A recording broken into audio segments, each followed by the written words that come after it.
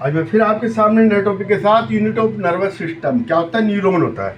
ठीक है, हमारे बॉडी में जो है 10 बिलियन न्यूरॉन होते हैं, 100 बिलियन।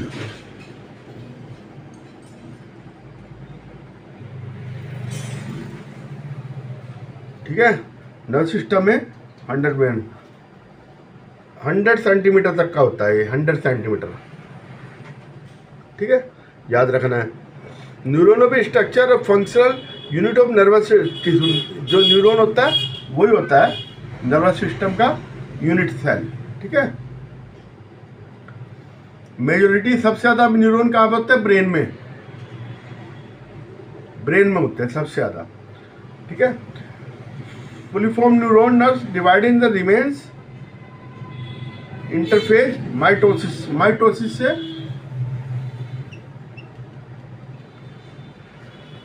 ठीक है, fully form nerves divide and remaining etch interface mitosis through out the life. ठीक है, माइटोसिस के द्वारा ही इसका बनती है आगे। Neuron use only glucose as a respiratory substance, glucose का यूज करता है। तो माइटोकॉन्ड्रिया वगैरह, इसमें जो ये सेल बॉडी ऊपर है, इसमें सारा कुछ होता है। ये ऊपर का हिस्सा साइटोन कहलाता है, नीचे डेंड्रोन, और नीचे का ये साइटोन है ना, ये डेंड्राइट्स है, ये एक्सोन है। ठीक है, ये साइटोन है, ये सेल है ऊपर। ठीक है, वे कितने प्रकार के होते हैं? नंबर 1 फोनो रिसेप्टर,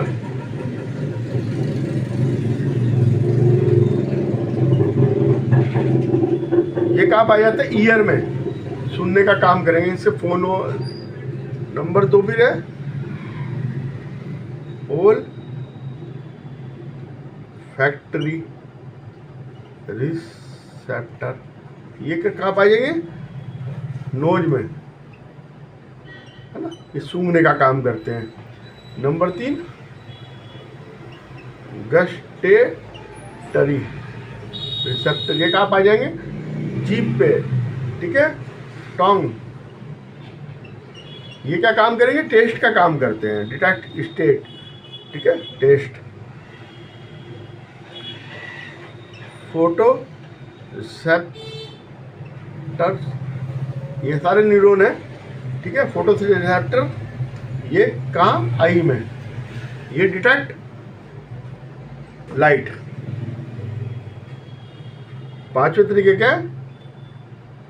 थर्मो रिसेप्टर, ये स्किन पर पाए जाते हैं। ठीक है, स्किन। इसके पार्ट्स होते हैं डेंड्रोन, साइटोन और एक्सोन।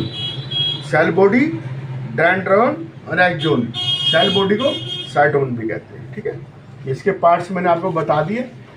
और ये इसके बीच में जो है ये एक सीट होती है, जिसे माइलिन की सीट होती है ना, इसे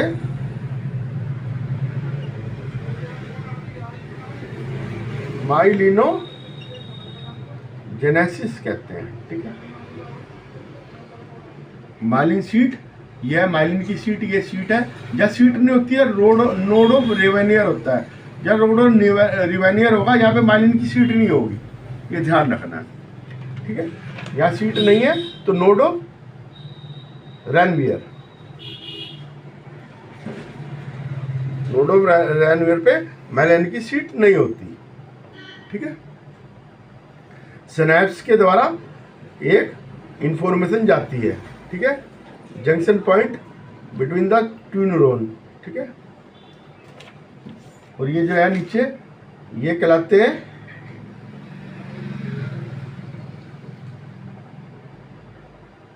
ये सारे एक्सोन टर्मिनल, और ये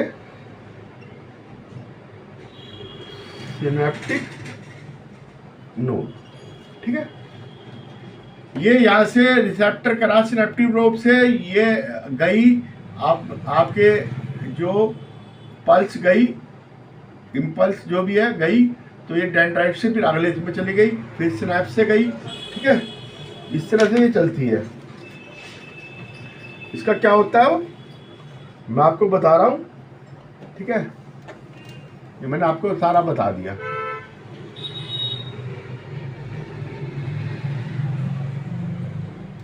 ये आपके अभी भी काम आएगा, तो मैं इसे नहीं रब कर रहा हूँ, बाकी मैं तुम्हें बता रहा हूँ, ठीक है। टाइप ऑफ न्यूरॉन आएगा, टाइप ऑफ न्यूरॉन।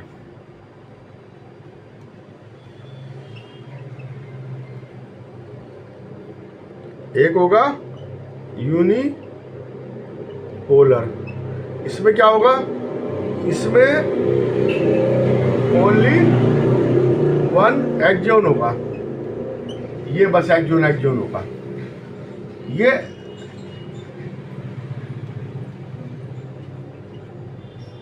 एम्ब्रियोटिक स्टेज में होता है, ठीक है। जब एम्ब्रो होता है, जब ये काम करता है यूनिपोलर, ठीक है। इसमें खाली, इसमें डेंड्राइट डेंड्रोन ये नहीं होगा, खाली ये साइड ये एक्सॉन होगा। नंबर 2 हो गया बाइपोलर न्यूरॉन, ठीक है। बाइपोलर न्यूरॉन, ये यूनिपोलर न्यूरॉन था, ठीक है। ये कहाँ पाया जाएगा, 1 एक्सॉन होगा इसमें और 1 डेंड्राइट, ओनली 1 डेंड्राइट होगा, ठीक है। ये पाया जाएगा आई सेल। और नंबर 3 होती है मल्टीपोलर। ये मल्टीपोलर में न्यूरॉन, मल्टीपोलर का मतलब आप अपने आप देख लो, इसमें सेवुलर डेंड्राइट होगा एंड एक्सॉन होगा।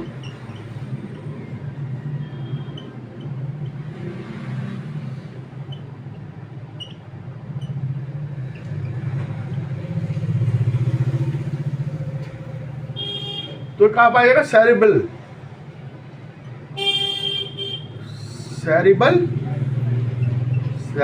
कोर्टेक्स, दिमाग में पाया जाएगा, ठीक है। इसकी जो ह्यूमन में जो इम्पल्स जाती है, वो उसकी maximum speed of impulse 130 metre पर सेकंड, इतनी तेज जाती है। और फ्रॉग में मैक्सिमम 30 मीटर पर सेकंड, ठीक है। अंडरस्टैंड।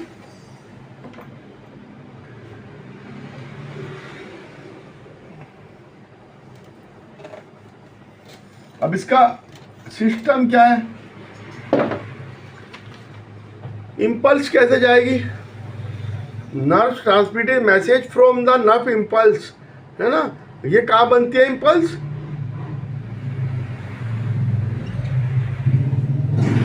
स्टिमुलस होता है पहले, फिर ये डेंड्राइट में जाती है, फिर ये डेंड्रोन, ये नीचे का भाग डेंड्रोन है, डेंड्राइट ऊपर बहुत सारे निकले रहते हैं, सारे डेंड्राइट हैं, ठीक है। डेंड्रोन से फिर जाती है सेल बॉडी, यहाँ से आई यहाँ गई सेल बॉडी, सेल बॉडी से एक्सॉन, एक्सॉन से टर्मिनल, और इससे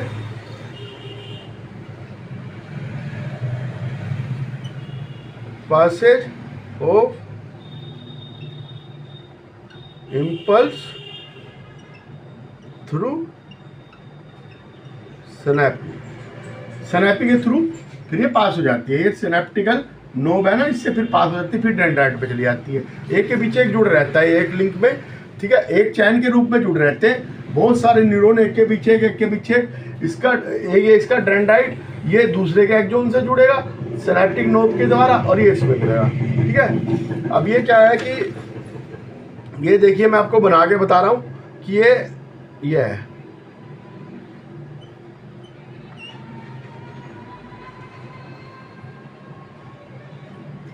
डेंड्राइट, और ये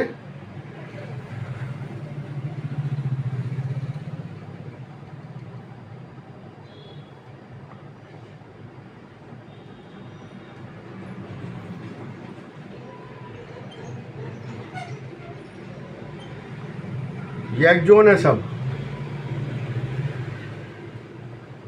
एक्सोन, ये सब एक्सोन है, ठीक है। और ये इसके बीच में जो गैप होगा इसको क्या कहेंगे, सिनैप्टिक क्लिफ्ट, ठीक है। ये डेंड्राइट्स हो गया, और इसे कहेंगे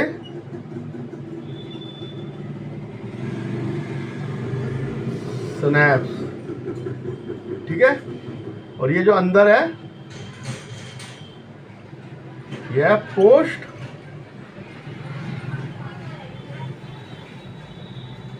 सिनैप्टिक ट्रांसमीटर, डेंड्राइट में होता है पोस्ट ट्रांसमीटर, और इसमें क्या है, प्री ट्रांसमिटिक, ठीक है। ये आपको ध्यान रखना है, डेंड्राइट में पोस्ट ट्रांसमिटिक होता है ट्रांसमिशन, और प्री जहाँ से आएगा वो एक्सोन से आएगा, एक्सोन से दूसरे डेंड्रोन में, तो ये ऐसे रहेगा, ठीक है। गैप जो होता है इनके बीच में सिनैप्टिक क्लिफ्ट कहते हैं इसे।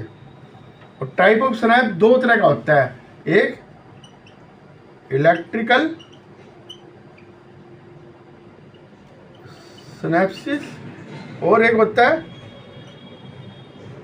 केमिकल सिनैप्सिस।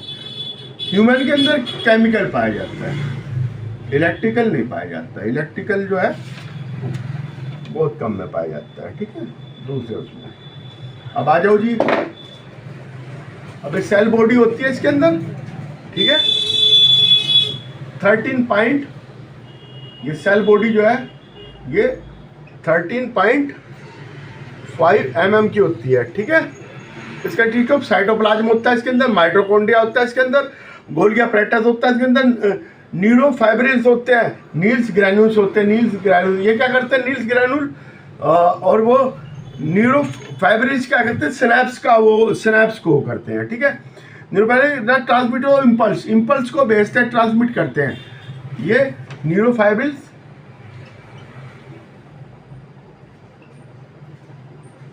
जो इसके अंदर न्यूरोफाइब्रिल सेल बॉडी में पाए जाते हैं, ये क्या करते हैं, इनका काम क्या है,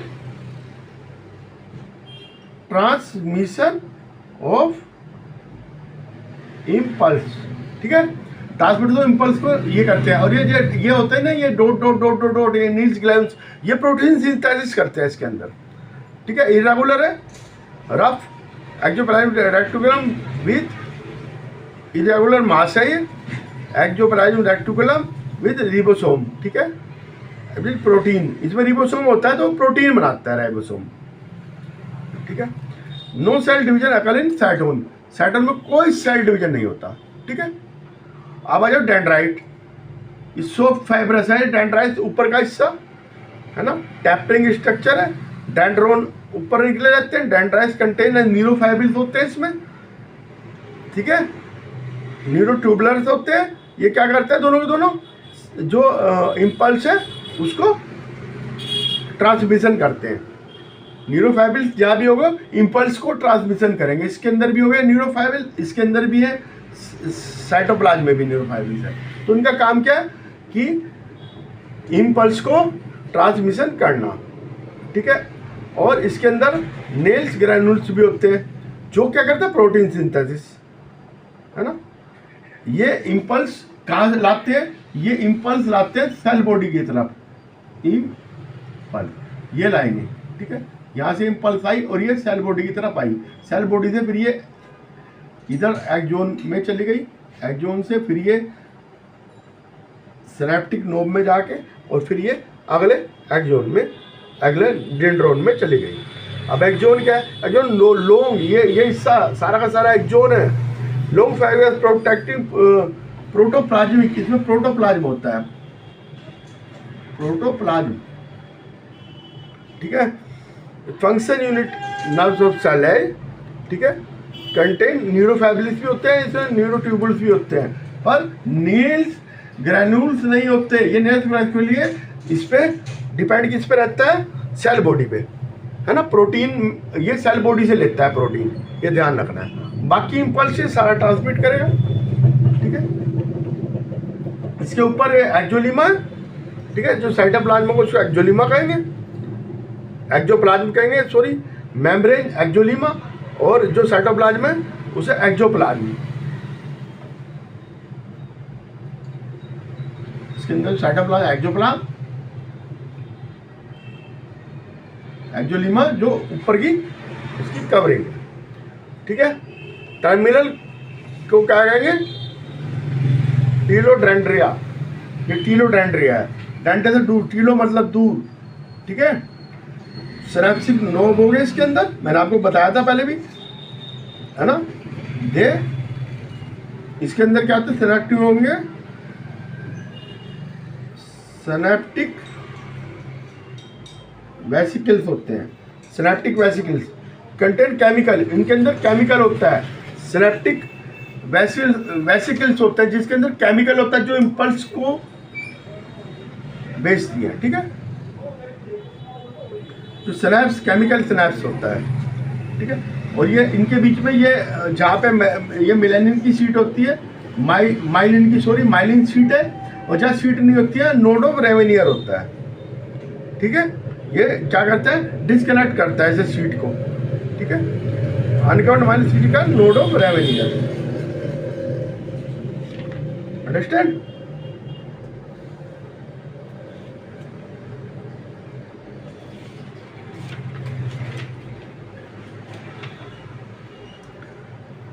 ठीक है। और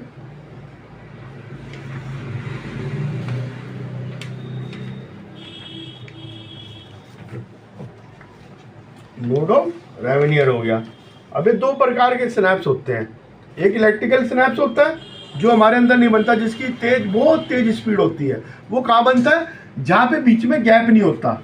गैप किस में नहीं होता, इनमें गैप नहीं होता, इस सिनेप्टिक क्लिफ्ट नहीं होता, वहाँ बनता है।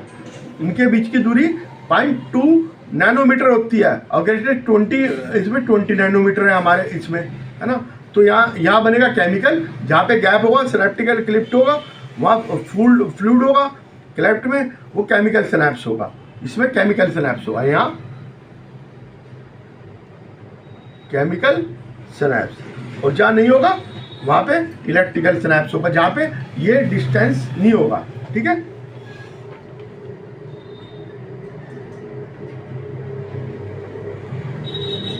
अब आ जाओ रिफ्लेक्स एक्शन। रिफ्लेक्स एक्शन क्या होता है कि एक वो साइमल्टेनियस जो है वर्क है ना,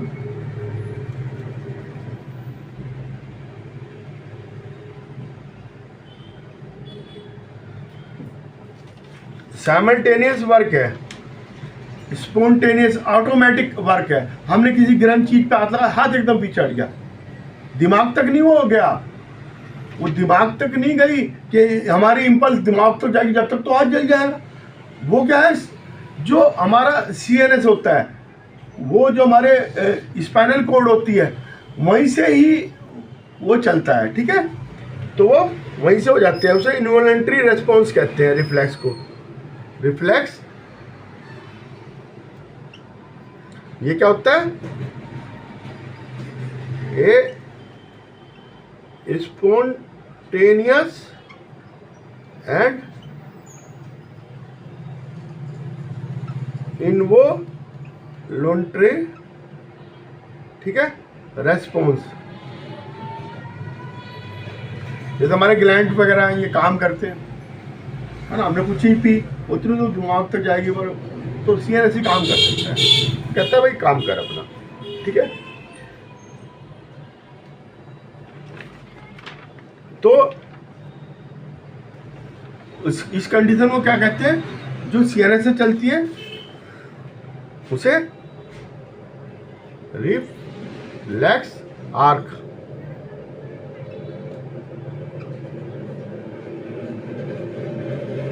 आर्च, ठीक है। ये स्पाइनल कॉर्ड से चलती है। और टाइप दो तरह के होते हैं रिफ्लेक्स एक्शन, एक तो स्पाइनल रिफ्लेक्स एक्शन, जहाँ पे हमें एकदम निर्णय लेना होता है ना, तो हमारा दिमाग भी उतना काम नहीं करता, हम एकदम निर्णय ले लेते हैं भाई ये चीज़ गर्म है, ये चीज़ ठंडी है ना, तो वहाँ पे स्पाइनल रिफ्लेक्स होता है। और एक होता है सेरिब्रल।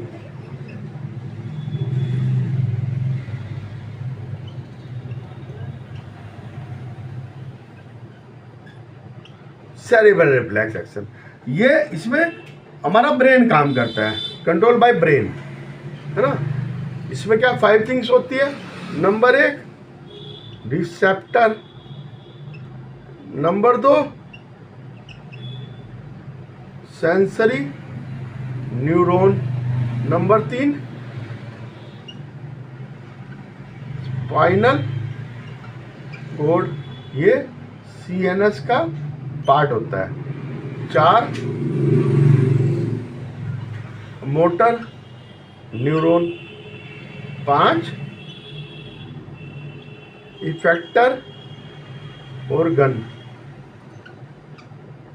जहाँ पे थोड़ा जो है रिफ्लेक्स सेरिब्रल वहाँ पे होता है, एकदम अर्जेंटली नहीं हमने कुछ करना है ना, अर्जेंटली जरूरत नहीं है, तो ये वहाँ पे होता है, अर्जेंटली नहीं है, ठीक है।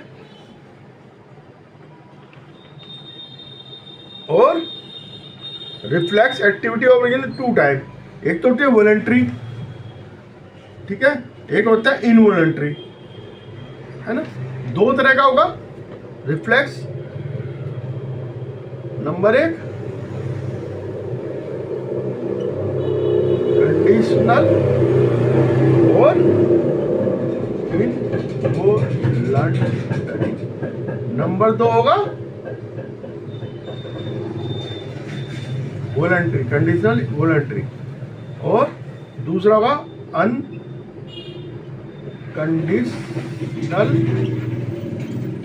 इनवॉलंटरी, ठीक है। कंडीशनल में क्या है, acquire the reflex during the life time of A usual card is conditional voluntary reflex, it not heredity नहीं होता, अपीयर होता है ये जब हम एक्वायर, बर्थडे से लर्निंग नहीं होता। जैसे हमने साइकिलिंग चलाना, ये वॉलंटरी है, हमने सीख के साइकिल, हमारे दादा ने नहीं चलाया, कार हमने चला ली, तो ये वॉलंटरी है, ठीक है। हमारे बच्चे एरोप्लेन चला रहे, ये वॉलंटरी है। नाइटिंग, है ना, तो ये इनवॉलंटरी होता है, जो लाइफ टाइम में कभी भी हो सकता है, कंडीशनल है। और एक होता है अनकंडीशनल इनवॉलंटरी, जो बर्थ से आता है। इनवॉलंटरी कहाँ से आता है, बर्थ से आता है।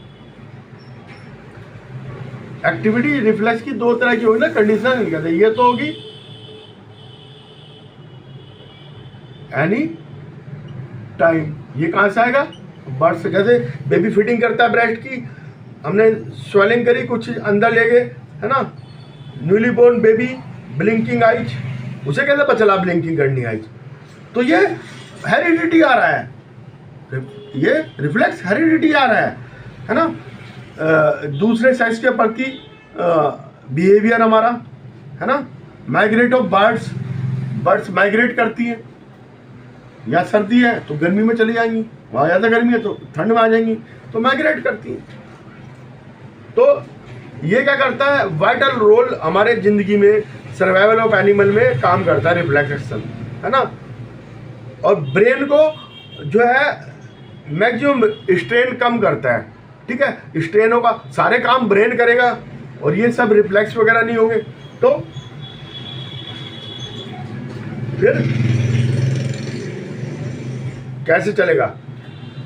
Protect animal from the harmful situation, immediate response.